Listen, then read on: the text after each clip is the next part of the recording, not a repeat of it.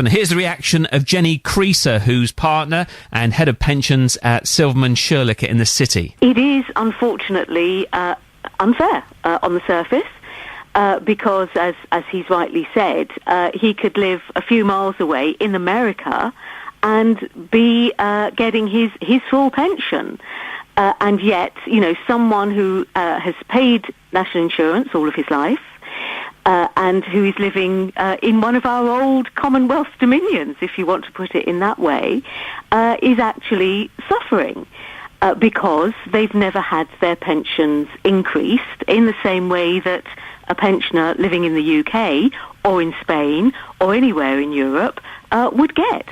I was thinking about this. Essentially, for virtually the whole of my working life, he's been on that £48 a week pension. He retired in 1987. Exactly. And, while £48 in those days wouldn't have given him a life of luxury, but certainly would have been, he would have been able to live, there's no way, really, that that someone can live nowadays on £48 a week, when someone living in Luton, in the same circumstances, would be on £110, £115 a week.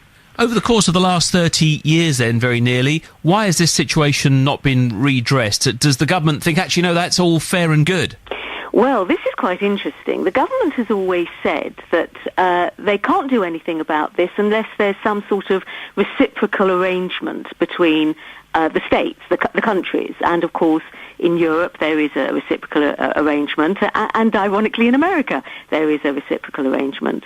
That actually probably isn't strictly right, and if they wanted to, they could, off their own bat, increase the pensions as this campaign group has been asking for. What does it come down to? Of course, it comes down to cost.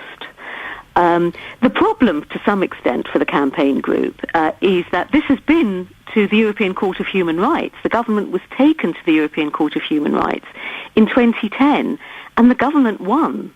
They were told by the ECHR that what you were doing was not in breach of any rules. Now, I'm wondering how it's playing with our audience this morning, but we'll find out in due course. Yes. Do you know how many, when you're saying about the amount of money, do we know how much it is and how many people it's actually affecting? So it's probably a handful, and it would be a few millions, wouldn't it?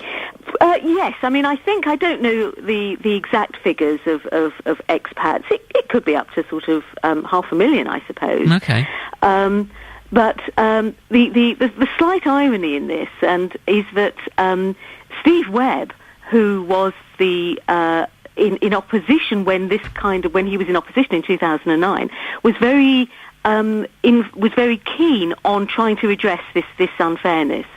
Of course, now as the minister, he's slightly done a U-turn on that. And while he says he's very sympathetic to the plight of these pensioners, the chances of anything happening in this Parliament, I think, are extremely remote. Well, certainly not before next May, I wouldn't have thought now. OK, and my suggestion to Bernard was, what, are they just kind of hanging you out here until you and the rest of your like drop off the planet, essentially? And he was very pragmatic about it. Yes, well, you might think that I couldn't possibly comment, I think. It was just a suggestion. I wonder what he thought about it. I mean, do you feel the same? The conspiracy theorists in me might very well think that they're kind of hoping that, yes, they'll all go away. But, of course, there's more pensioners. The fact is the law is the same. It hasn't changed.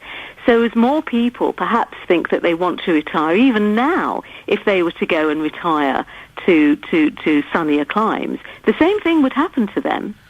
So pick your retirement country carefully, because as Bernard said, he didn't know that was going to happen when he went there. So there we are. We are where we are.